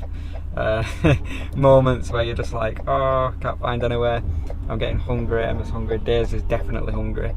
So I'm gonna try and figure this out and see if we can find a place for the night. But finding a spot turned out to be harder than expected. They checked several locations, but struggled to find anywhere suitable to park. It was one of those difficult moments that comes with van life, feeling tired, hungry, and frustrated while still searching for a safe place to stop. Eventually, they found a remote location and decided to settle there for the night. They set up camp, started cooking, and everything seemed peaceful. They were relaxed and enjoying the evening together. But after dark, the situation suddenly changed. There's been some noises outside. We've heard like a lot of people pulling up. And we've already heard quite a bit of like banging around and stuff going on outside. We don't know what it is, we don't know what's happening. I said to Reese to like go and check and see. And he's had a look out, we can see quite a few people, quite a few cars. I don't want to get outside because I don't know what I'm walking into. I've had to like feed Daisy like 5 sausages already because the sun's shit noises, she started barking. So I'm just trying to keep her as quiet as I possibly can do. I feel like something feels really, I don't like the feeling of it. It'll be alright, it'll drive off. I can hear people coming around. Right, so we've driven about, what, 30 minutes? Yeah, about 30 minutes down the road. We've found another park. Just shaking. Poor Daisy, she's literally shaking. So they basically, a load of people ran off laughing, and we heard them drive off. Had a look at the van. Can't see any damage to the van, but obviously it's dark, it's night time, it's the middle of the night, so... It was just like a loud bang, so basically like a real loud bang. It was right next to my head, so I didn't know what it was, so I apologise for my language, but it was just this really loud noise. And then, like Reese says, we just heard like a lot of laughing. It seems like it were probably like, you know, young lads or something like that, I don't know, but they're obviously old enough to drive because they were in cars. As soon as we knew it had sort of gone quiet, we've just obviously got straight in van, we've driven off, we've made sure nobody's following us. We've come to a place that's on Park for Night. Yeah, it's because we didn't pick the last place from Park for Night, did we? No, we just pulled up. We just pulled up, we didn't even know where we were really. And we do that sometimes, you know, we've done that regularly, we do it sometimes. We just kind of. I think it from what it sounded like, I think it were just young lads, you know, like I said, old enough to drive, but should have known better really. They began hearing strange noises outside the van. It sounded like several cars had pulled up nearby, followed by banging sounds and movement around them. Since they had no idea what was happening, they were too nervous to step outside. The noise continued, and the atmosphere became increasingly unsettling. Things quickly became worse. At one point, there was a loud bang right next to the van, startling them badly. Soon after, they heard people laughing before the vehicles drove away. Fearing for their safety, they wasted no time leaving the area. They drove about 30 minutes away and found another place to stop for the night. Even after escaping, both they and Daisy were badly shaken. After checking the van in the dark, they couldn't see any obvious damage, though it was hard to be certain at night. They believed it was likely a group of young men playing a cruel prank. Even if that was the case, it is disturbing how far some people will go just to impress their friends, even if it means terrifying someone. Moments like this remind you how unpredictable people can be. Van life offers freedom and adventure, but constantly finding new places to camp also comes with risks. While break-ins can happen anywhere, including houses, homes usually have nearby neighbors who can offer some sense of security. In remote areas, you are far more isolated, and if something serious happens, help may not come quickly. Thankfully, nothing serious happened to them. In the end, they escaped unharmed, left only with a frightening memory and a story they will never forget. Ava is known for her adventurous lifestyle, traveling across the world and documenting her experiences, even appearing on National Geographic. Her life is deeply connected to the outdoors, and she often escaped to her private land, a place she once saw as peaceful, remote, and secure. But that feeling of safety did not last. And I never had to deal with situations like this before, not on this level. But just the fact that it's all happening now is making me rethink this channel, what this channel is about, and the future of it. And this is not clickbait, I'm not being overly dramatic. When you hear the stories, I think you'll understand. A few minutes ago, a man that I don't know appeared on my property. And he turned to me and he said, "Oh, finally I found you. I've been looking for you." This is a man that I don't know, that I didn't invite here, that I didn't want here, who came here all on his own to my private property in the mountains where there is no obvious path that leads here. He made his way up the hills and through the freaking forest to find me, uninvited. To find a woman who's camping on her own, on her private property. To find her and do what exactly? I was shocked. I was shocked and immediately felt so vulnerable and so scared. I immediately told him that this is my private property and that I'm not looking for guests. I took my axe and I went inside my tent with Vjok. This is not the first time that something like this has happened. Recently, Ava shared that she had been dealing with situations that made her question both her channel and its future. She made it clear that she was not exaggerating, and what happened to her was genuinely disturbing. One day, a man she had never met suddenly appeared on her private property. He told her he had been searching for her and was relieved to finally find her. What made this even more frightening was that her land was hidden deep in the mountains, with no clear path leading to it. Somehow, he had made his way through hills and forest just to reach her. The situation left her shocked and deeply unsettled. Being alone in such an isolated place made her feel incredibly vulnerable. She immediately told the man he was trespassing and that she was not welcoming visitors. Grabbing an axe for protection, she retreated into her tent with her dog. Unfortunately, this was not the first time something like this had happened. During another visit to her land, she had already felt that something was wrong. Even though the area was remote, someone had still managed to find her.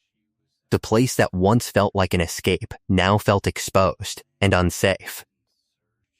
Even more disturbing was an incident from just a few weeks earlier. While Ava was away filming with National Geographic for a new project, another man she had never spoken to began searching for her on her land in Poland. She later learned that this man became obsessed with finding her, believing they were destined to be together. A few weeks ago, I was filming with National Geographic for my new show when I found out that another guy that I didn't know, that I had zero contact with ever, had been looking for me on my land in Poland. I wasn't there at the time, of course. I was filming with Nat Geo on a different continent. But the next thing I know, this man found out where we were filming, and he flew from Europe to Africa to chase me down, convinced that we were supposed to get married and that we're supposed to be together, that destiny is bringing us together. And so this man is looking for me all around the world. I don't know him. I don't know who he is. I don't know his intentions. And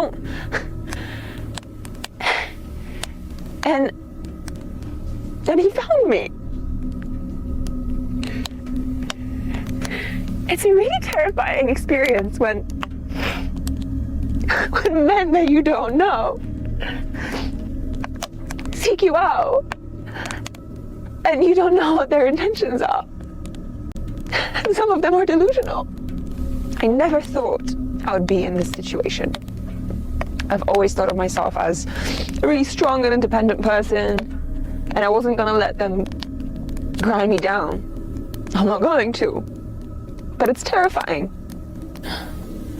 My friend's telling me to go down to the car and spend the night in the car. Vjok is looking pretty alert. Normally he's already sleeping at this point. And I kind of don't want to leave the tent here, but I also don't, I think I'd be able to fall asleep here tonight, honestly. Because I don't know, you know? People drink, people get stupid ideas in their heads.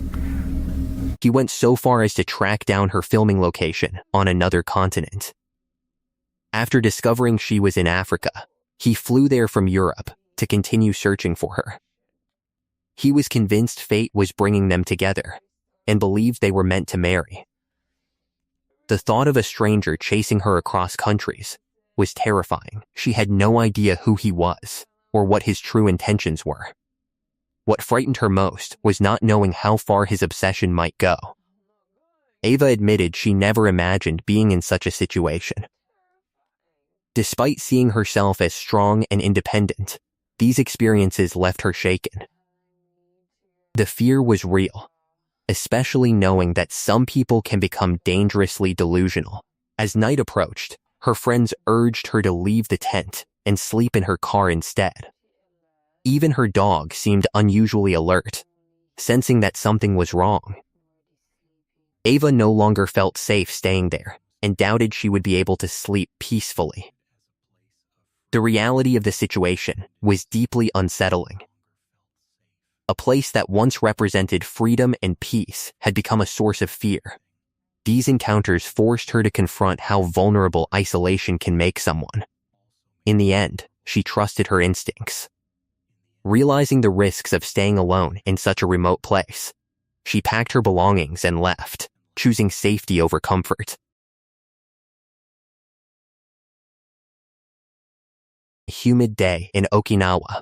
YouTuber Angelo from Exploring with Angelo made his way toward the ruins of Nakagusuku Castle. He was searching for the remains of an abandoned hotel project, a place surrounded by eerie legends, claiming it was so haunted that workers abandoned construction in fear. Alright guys, welcome to another day here in Okinawa. We're about 30 minutes away from Naha currently, and there's this very interesting location known as, give me one second, the Castle of Nakagusuku-jo. So basically, this place, I'm assuming, got destroyed sometime during World War II. What happened was, after that, some very rich man from Naha decided to build a hotel. We don't exactly know where this hotel is, but hopefully As Angelo explored the castle grounds, the atmosphere felt both beautiful and unsettling. Before long, strange things began happening. A rattling noise came from behind the group, and a sudden flash of light appeared near the tree line. The hell? What's wrong? I heard like a rattle behind me. Okay, I thought I just saw another person up there. Now I got a whiff of something. That was weird. It doesn't smell right. No. It's not like ocean, like normal ocean fishy smell. Okay, I just saw light behind you. What the? You did? Yeah. Even though no one was standing there. The strange events immediately raised tension among the team. Angelo then explained the dark history of the area. After the castle was damaged during World War II, a wealthy businessman from Naha reportedly tried to build a luxury hotel nearby during the 1970s. According to local stories, construction was never completed because workers kept suffering accidents and claimed disturbed spirits were sabotaging the project. But the castle ruins will be good enough to see. So basically, this castle was, they started construction in the 70s.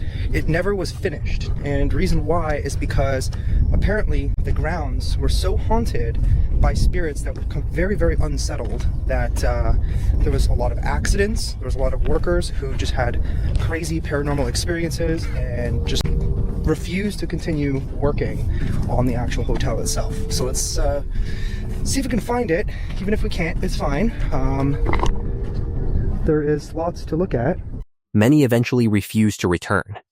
The group continued through the castle's sacred prayer grounds, where the heavy atmosphere seemed impossible to ignore.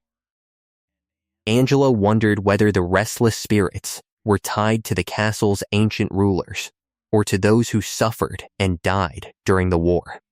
And where their bodies are buried, where people have passed. Now, the thing that I don't know is, are they the upset spirits from the castle, or are they local Okinawan people who are pissed off from, you know, the results of the war, the death? It just keeps going. It's like all these different levels to this place. The only issue is that if it is in fact over there, this hotel, then we have to go back that way. Well, let's check it out first. Yeah, before we go down these stairs. Okay, so we might not exactly be able to even really get to it. I'm gonna go up to this tree line over here just to kind of see if we see anything.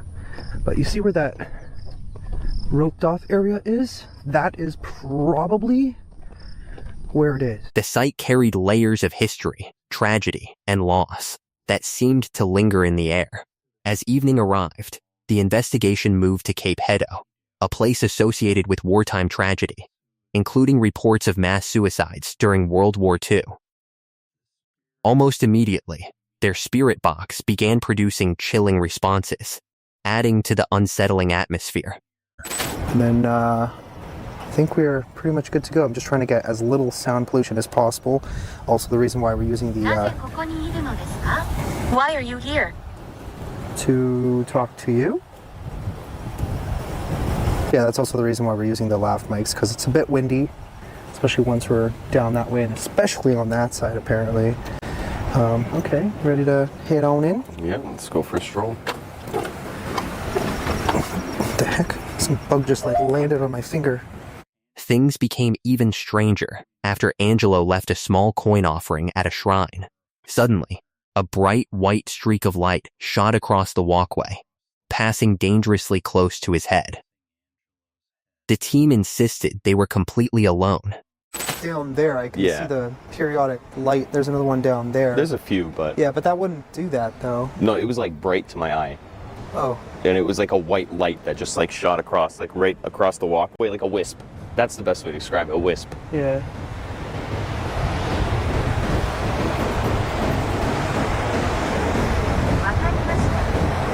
I understand. No, it says I understand. With no obvious source for what they had seen. Angelo described it as a glowing white wisp moving rapidly through the air. Just when they thought the night was winding down, the investigation ended with one final disturbing event. A loud creaking sound echoed through the cliffs, sounding exactly like an old wooden door slowly opening. The problem was obvious. There were no doors or nearby structures that could explain the sound. We got maybe about 5 minutes and we're probably going to head back to Naha. What the hell is that? What? You didn't just hear that noise? It's like something creaking. It almost sounded like a door. Okay, that I heard, yeah. You heard that, yeah, right? Yeah, no, that I heard. There's no door there. There's a building there, but there's nothing here. The noise left everyone shaken. March 5th, 2025. Paranormal investigator Dawson visited a remote woodland area outside Camden.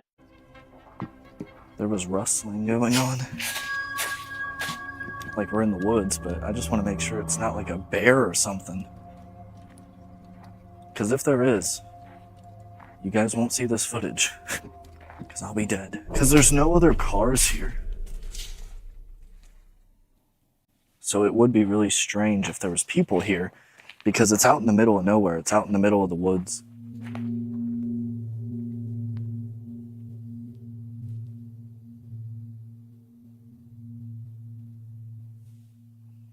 I don't see anybody. Or any deer or anything. But it sounded like the leaves moving. Strange.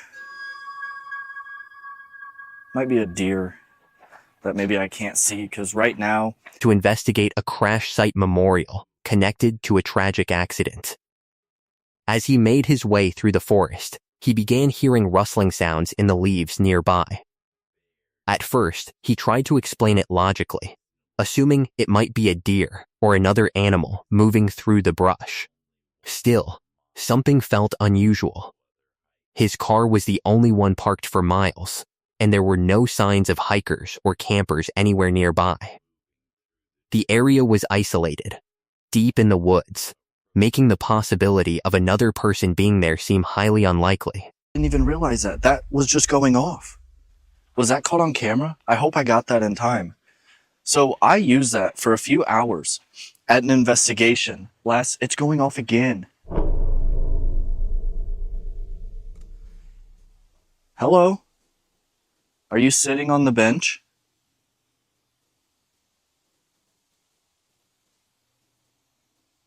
Could you do that again, please? I really do appreciate it.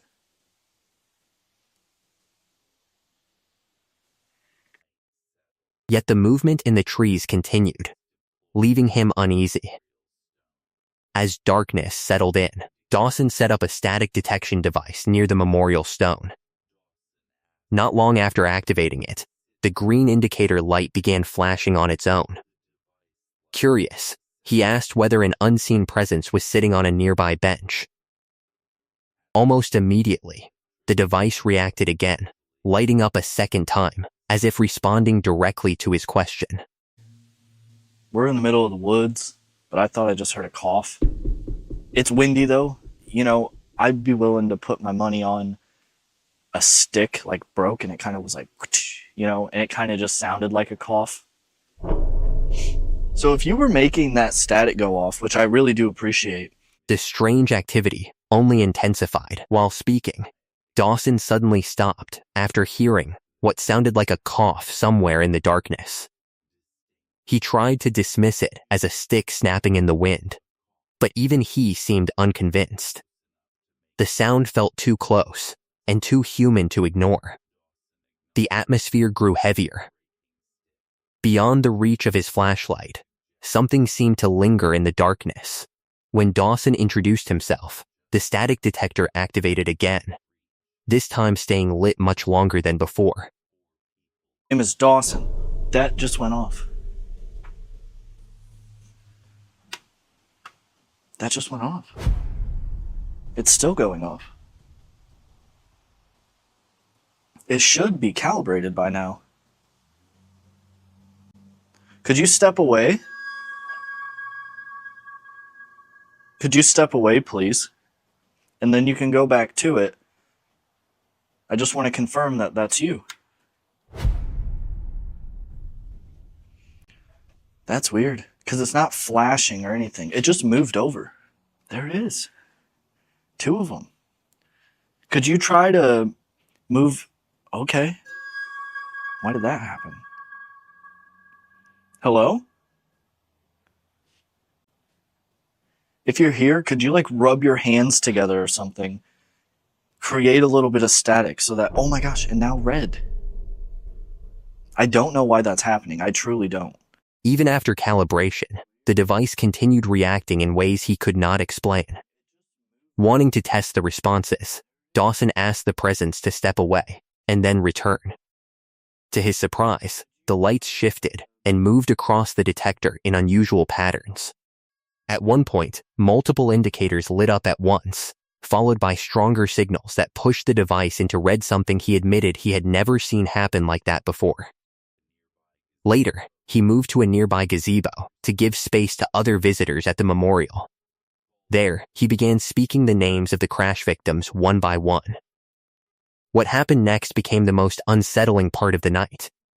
Each time he called out a name, the static box reacted aggressively, lighting up in continuous cycles of multiple colors.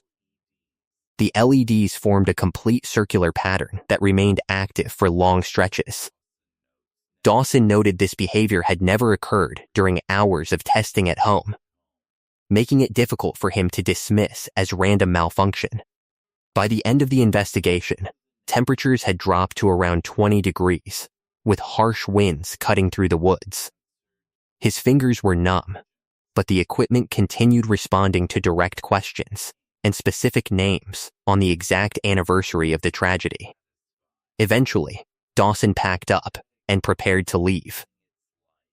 Even then, the static box continued cycling its lights until the moment he powered it down.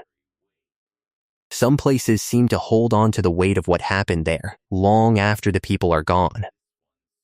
For Dawson, the most haunting part was not the sounds in the woods, but how the device appeared to respond so specifically to the names of the victims.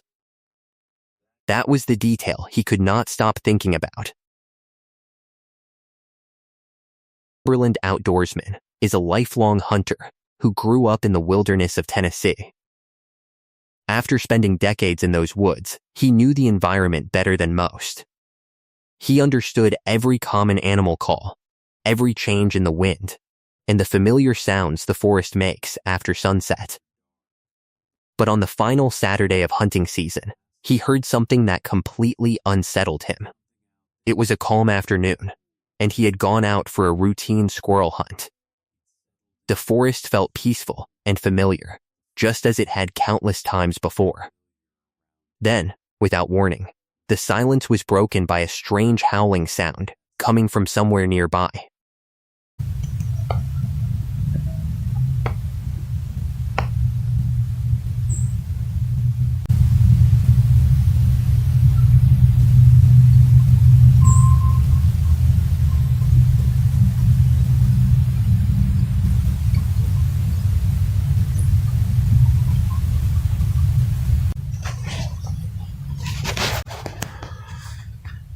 Well, folks, I just spotted another squirrel up there.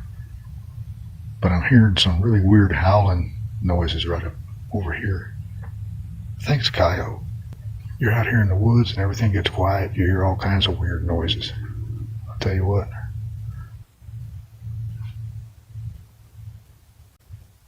It sounds like it moved. There, you hear it. Don't know what in the world that is. It sounds weird. I don't know what. I thought it was a coyote, but I'm not real sure. You can hear it. I think you can hear it. I hope the camera's picking that up.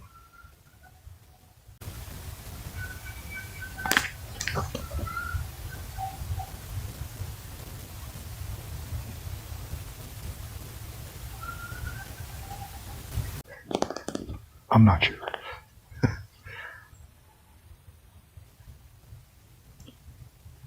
I'm about ready to get out of here anyway. That sounds weird.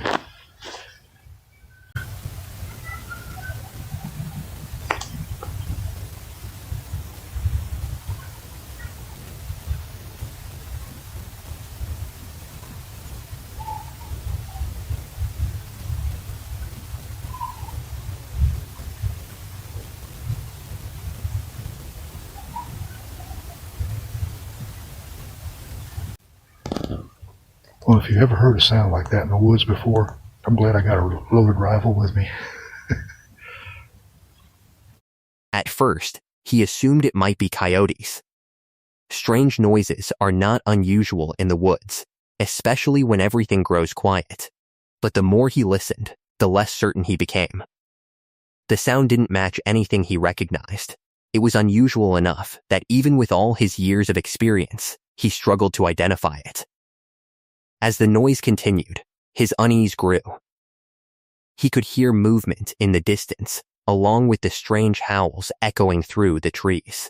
The sound seemed familiar in some ways, almost like coyotes, but there was clearly something else mixed in, something he could not explain. He admitted the noise made him uncomfortable. Whatever was out there did not sound normal, and the uncertainty alone was enough to put him on edge. Though he had a loaded rifle with him, the weapon offered little comfort against something he couldn't identify. When the howling started again, louder and more persistent, he made a decision.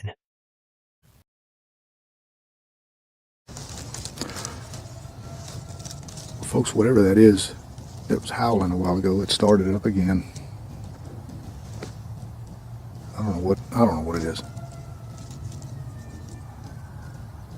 Sounds like there's some coyotes, but there's something else.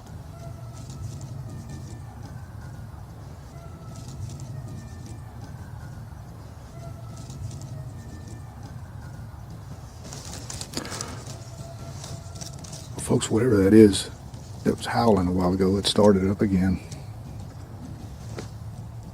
I don't know what it is.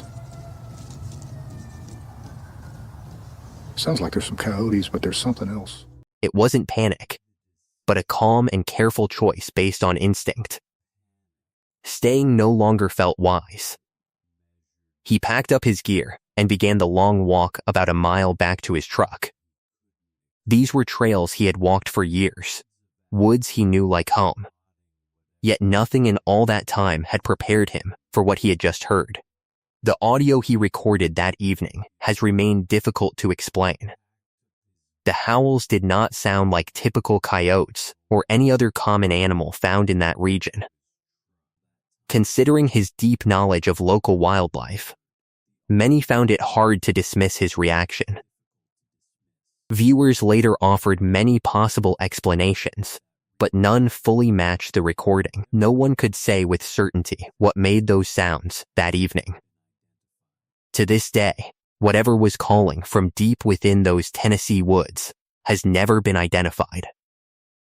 Somewhere beyond the river bottoms, thick brush, and darkness, whatever made those chilling howls may still be out there, hidden in the wilderness.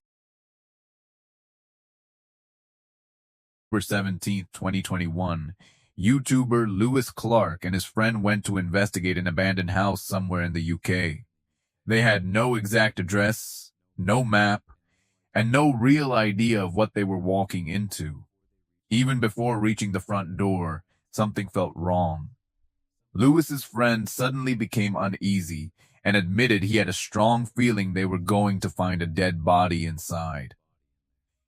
We are here, or we're not here yet actually, we are attempting to find a haunted, abandoned house. Now this is no mansion, this is just a tapped up house that apparently has been derelict for very, very long. We're not actually too sure exactly where it is, and that is why we're walking down this like private lane right now, and we're trying to find out where it is. Show the lane. This is the lane that me and Sam are currently walking down. Sun's setting as well.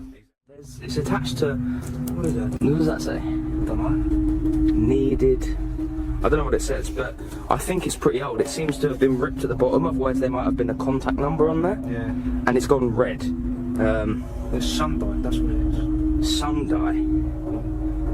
So, like the building we're going to, I believe, is in that area right there. You're telling me that there's a missing poster outside and we're going to find a girl missing inside the building. Well, don't say that, bro. Though in a way, like we can help out. But It sounded extreme at the time, but the strange feeling stayed with them as they continued down a narrow private lane toward the property. As they approached, they noticed an old, damaged sign nearby, along with what looked like a missing poster. The setting already felt unsettling, but things became much worse once they reached the grounds. The first disturbing thing they found was a bucket filled with urine sitting out in the open. It was old, disgusting, and suggested someone had been there recently. Even worse, hidden in their path was a dangerous trap, an uncovered deep hole that was nearly impossible to spot. Had they been walking any faster, one of them could have fallen straight into it. Let's go. Let's head in.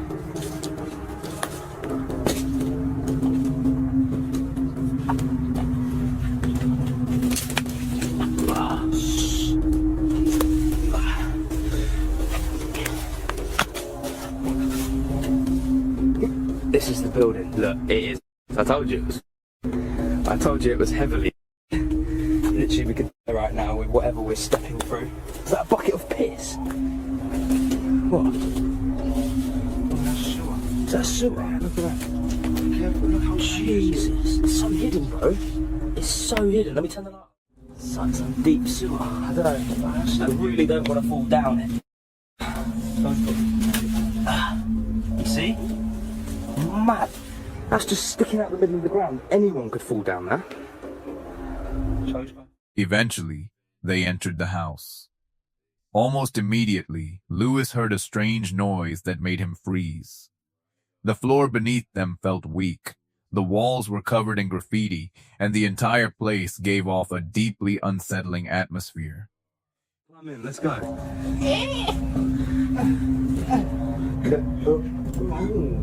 That was a good technique. Now watch me go through the floor. I did through the floor, mate, I'm sorry. Brilliant. You ready, sir? Yeah. Oh my god. What? Did you hear that? I swear I just heard someone. Right, we need to be quiet, right? There's a lot of graffiti around. Let's just go that way. I want to get this explore over and done with because I'm already getting a bit pooped out. There's a lot of graffiti on these walls, you know. So much. Oh, it's one of these places. Jesus. Instead of leaving, they kept exploring the ruined building, searching through piles of trash and broken belongings. Among the junk were strange objects, discarded items, and signs that someone may have been living there. Then came the first real scare. That? What is... Jesus, there's loads of junk. There's so much crap. What's this? Bro! Bro, what a weapon!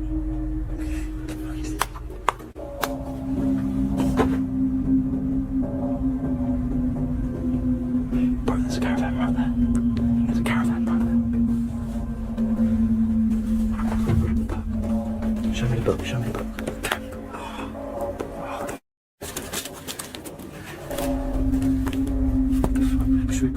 Lewis became convinced he had seen someone moving somewhere on the property. He stopped and listened carefully. I see someone, I see someone, I see someone. Come to me, come to me. Dip in here, dip in here, dip in here. Right, we're currently standing on a roof. Huh? Is he here?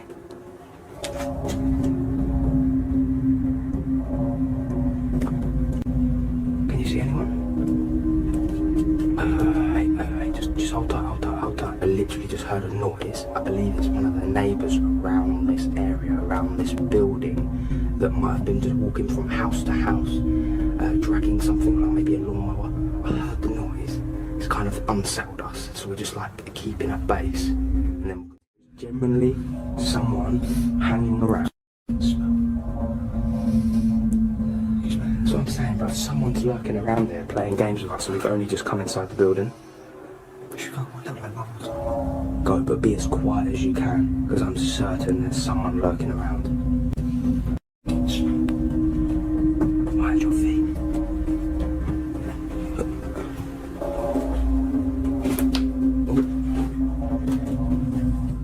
Although he tried to explain the noise as coming from a nearby neighbor, the uneasy feeling remained. It felt like someone might be hiding nearby, silently watching them. Then they found something horrifying. In a dark room, they came across what looked like a body covered in blood. The smell hit them first thick, rotten, and so overpowering it made it hard to breathe. For a moment, neither of them could fully process what they were seeing. Stinks. It's not so bad over here. I feel like if we stand over here, it doesn't smell.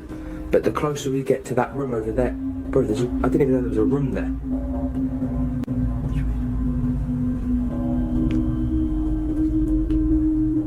They're not in the room. Can you hear? No, but... Bro, it stinks though. Once there's a bit of wind and it's blowing this way, it stinks. Wanna go first? It does stink, to be fair. I'm gonna put my... No, there's a suitcase. Suitcase. What do you mean there's a suitcase? Look. What do you mean, bro? Look. Oh my god. Oh my god. That's what...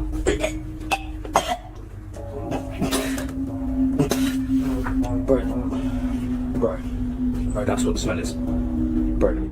The stench quickly became unbearable. Panic took over, and they rushed out of the building, coughing, gagging, and struggling to breathe in the fresh air. The exploration ended immediately. Bro.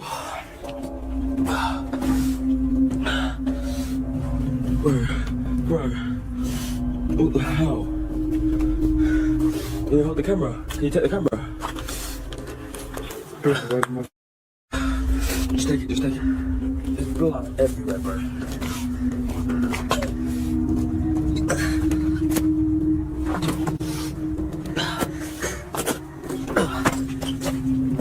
Bro, we need to call the police.